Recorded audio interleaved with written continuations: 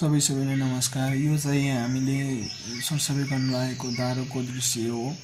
यो धारो चाहिँ एकदमै पानी सानो आएको कारणले हामीले यो धारालाई चाहिँ अब सरसफाइ गर्ने क्रममा छौँ। यो चाहिँ विगत 10 वर्षदेखिबाट चाहिँ यो धारोको ट्याङ्की चाहिँ सञ्चालनमा आएको छैन। यहाँ चाहिँ एकदमै पानीको समस्या भएको कारणले गर्दाखेरि अब हामीले चाहिँ सरसफाइ अभियानमा सबै युवाहरूलाई बोलाएर हामीले सरसफाइ अभियान सुरु गरेका छौँ। हाम्रो गाउँ हामी बनाउँ भन्ने हो, जसमा अहिले सहभागी भएको छ। 4-5 जना साथीहरू सहभागी भइसक्नु भएको छ। पहिला यस्तो धारो चाहिँ अहिले यस्तो सानो धारो आइरहेको अवस्था छ। यसलाई चाहिँ हामीले ठुलो एक पाइप पानी निकाल्ने उद्देश्यले हामीले सरसफाइ गरिरहेका छौँ। यो क्रममा चाहिँ अहिले हामीले जम्मा 4-5 जनाको उपस्थितिमा हामीले सहयोग सुरु गरेका छौँ। हेरौँ सरसफाइ अभियानमा को जोडिनुहुन्छ।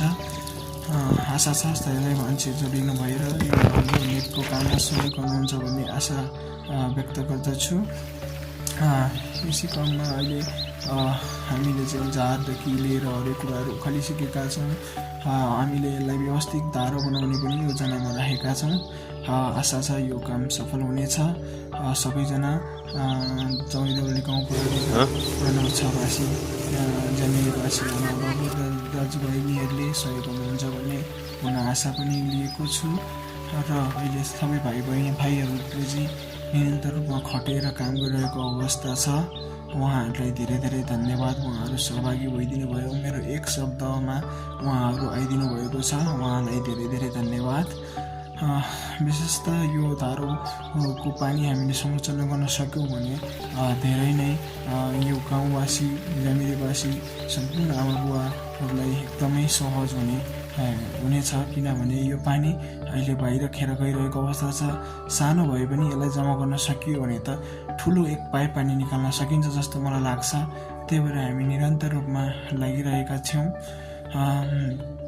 यो कार्यलाई चाहिँ हामीले एकदम अठोटको साथमा सम्पन्न गर्ने एउटा उदाहरण युवा शक्तिले गर्न चाह्यो भने गर्न सकिने रहेछ है भन्ने उदाहरण पनि हामीले दिन गइरहेका छौँ।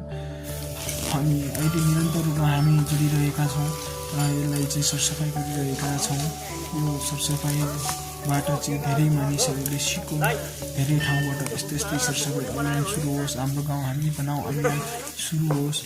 सबै अहिले गाउँ एकदमै रित्तिने अवस्था छ। गाउँलाई चाहिँ हामीले अब सुन्दर बनाएर गाउँमै नै रोजगार सिर्जना गरेर गाउँ बस्ने वातावरण नबनाउने हो भने भोलि गाउँ रहँदैन।